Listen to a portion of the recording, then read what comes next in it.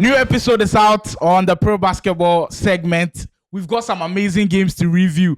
After the All-Star break, we know we are now into serious business where you see teams make a playoff push. We'll see teams make a playing push at the back. Make nobody count for me. Some teams did a playing inside. So if you not say right now, the games that will be going down, there's more meaning to the games. You see teams kind of take more seriousness to the games. Yeah, welcome to the pro episode on for the NBA. My name is Slimo. I'm joined by Teddy today to do an extensive review. Yesterday, there were a lot of games that went down, but we've got 3 games that we've got to highlight. 3 games that mean a lot to how the standings in the West look like. These 3 games are all from the West. Let's kick things off with the order of which the thing started.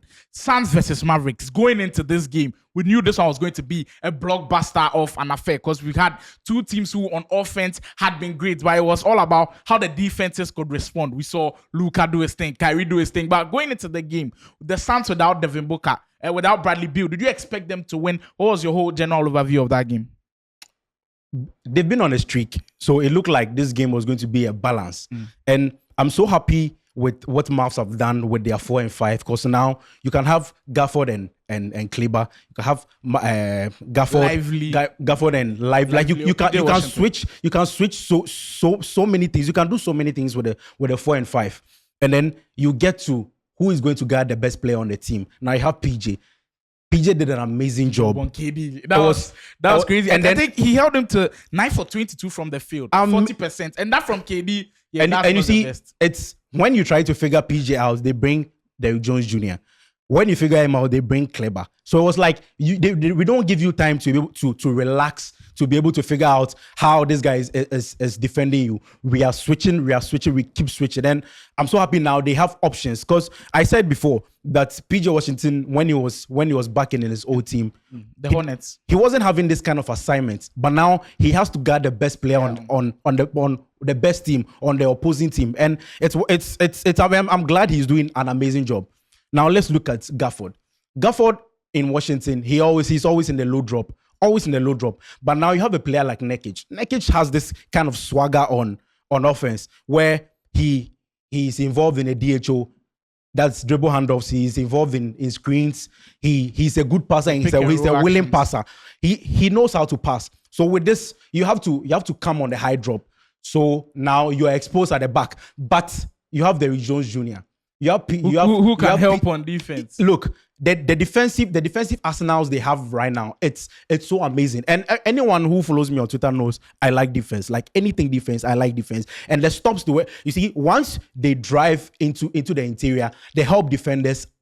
I think we've got to give big credit to Coach Jason Kidd, because you can have like the defensive set, but you to draw the schemes around them is just so amazing. Yeah. And Luka, you see, Luka draws bodies.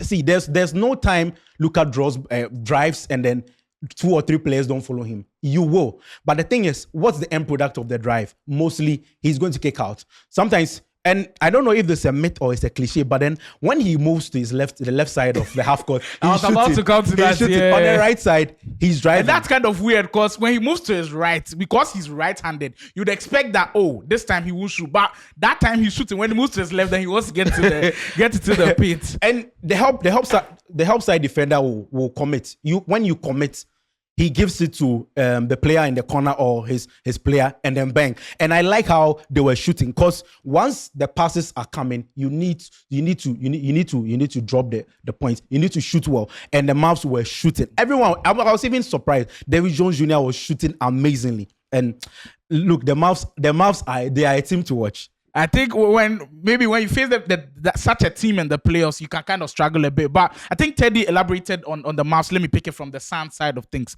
Coming into this game on a streak, like Teddy said, they are now winning games. But without Bradley Beal, you knew they kind of lost that offensive spark. So it kind of rested on KD and then Devin Booker. And my word, the latter, Devin Booker, what a show he just put on. A surgical performance. Now, if you're a new basketball player, in fact, if you're a new guy, you want to learn about basketball on offense, I think the first guy you got to watch is Devin Booker. Because he doesn't have the size. He doesn't have the strength to maybe bully by. Even the athleticism. The way he gets into his spots is just crazy. And that's why people kind of compare him to the late Kobe Bean Bryant. Devin Booker, surgical. I think Kevin Durant on the defensive side of the ball was okay, but the Suns didn't just have enough to face the Dallas Mavericks. So there was it. The Mavericks getting the victory 123-113 on the home court, securing the deal. Now leading the season series by 2-1. Now let's go to another game where, of course, in the top of the standings in the Western Conference, My Clippers. two teams who had been very impressive this year. It was a battle which we're anticipating for a very, very long time. Very. Clippers versus the OKC Thunder. The young OKC Thunder, where everybody's like, okay, they are too young. They have the experience to beat the experienced Clippers, and they were able to do it on the day, on the home court. What did you see from that game that impressed you most with the OKC Thunder? Okay, you see, Zubac, like I said, he's always in a low drop. And then you have a player like Chet. Now with Chet, he's versatile on offense. Early in the game, There's just sniping us from three.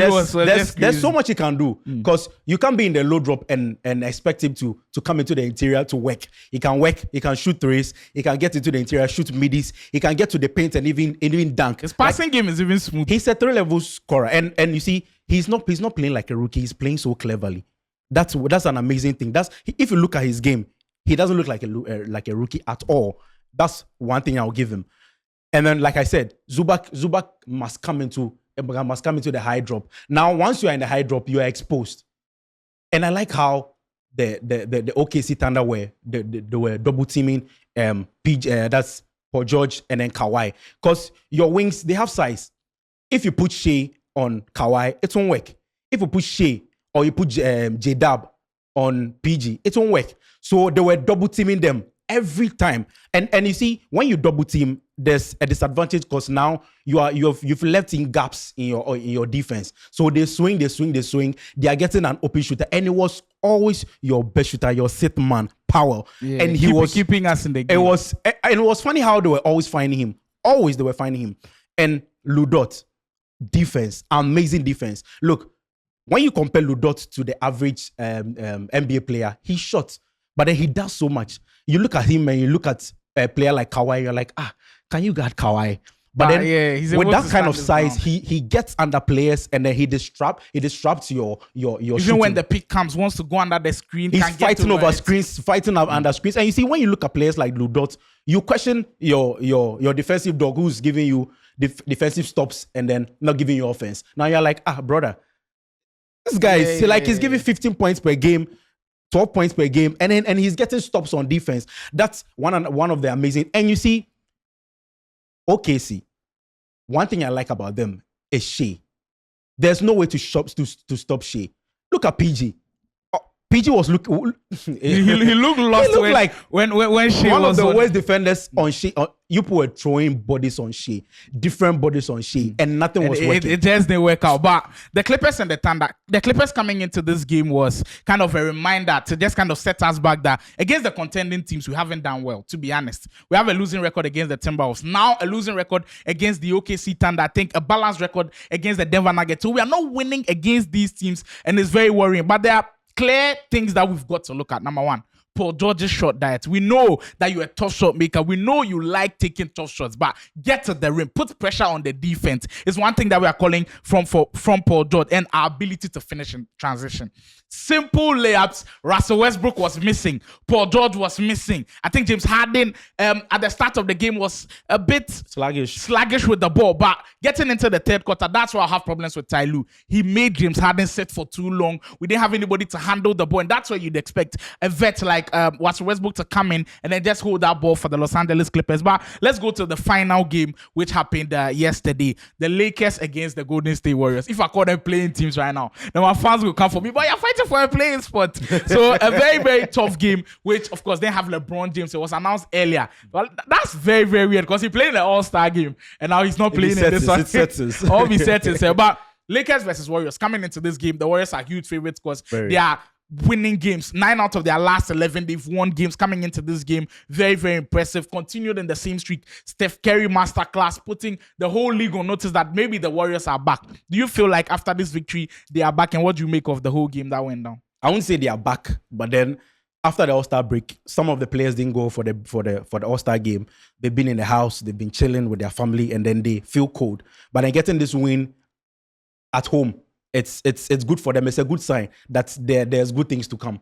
And Anthony Davis, I'm very disappointed. Like, how can you get 28 points? Like, What's About this? 28 isn't bad. No, you have Draymond Green playing the 5, and you have Kuminga or Wiggins alternating between the 4 and the 3. You have to go to work. Draymond Green on you cannot defend you. Even if they double team, there's nothing they can do because it was himself and Hachimura. Both of them can go to work in the paint. 28 points per game is small. In a game without LeBron James, I think we should highlight that in a game without LeBron James, he should have been, yes. You'd expect maybe AD. 30 plus, 35, even 40. But you know the funny thing, Anthony Davis apparently lost his voice. They spoke to Coach Davenham courtside and it was like Anthony Davis lost his voice, so he wasn't able to communicate on defense. That's why we saw maybe a subpar game on defense. Even though earlier he was aggressive, blocking guys and everything, he is the communicator on defense. And when he lost his voice like that, it caused them troubles. But one guy we've got to highlight here, Stephen Curry.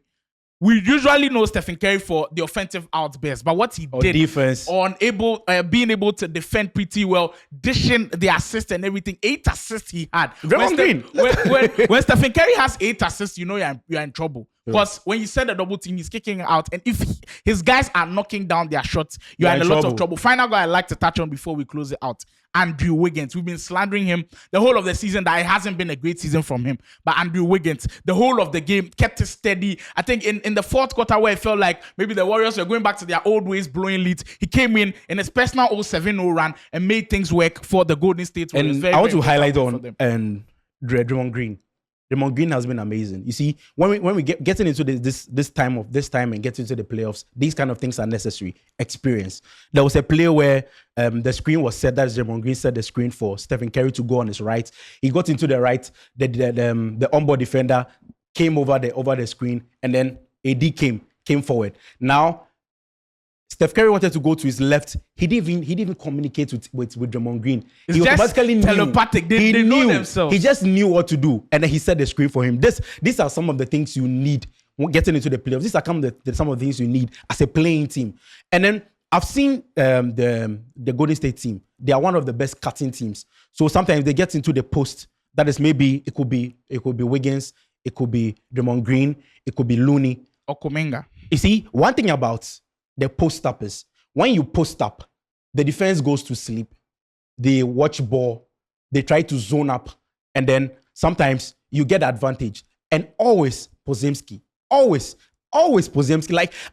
Like he can punish you almost every time. He's one of the best cutters in the league. And then whenever they are in the post-up, he cuts and then they pass and it's amazing. Well, for the Lakers side of things, maybe you say the role players didn't step up to the game. The likes of Austin Reeves, Hachimura, D'Angelo Russell. I was very disappointed with how of late he's been playing very well. But this game, it just didn't seem good to go well for him. But those were the 3 games that we kind of put the spotlight on. The Celtics got another win. The Sacramento got another win. But these 3 games were kind of the crunch matchups yesterday. But the NBA is back after the All-Star break. We are ready to get into serious action. What do you think about these games? Do you think the Clippers are still contenders? Are you a believer of the OKC Thunder? These questions, you can answer all of them in the comment section. Make sure you hit that subscribe button if you're enjoying these videos. Myself and Teddy, we are out for now. We'll see you in subsequent editions of the Prrrr NBA.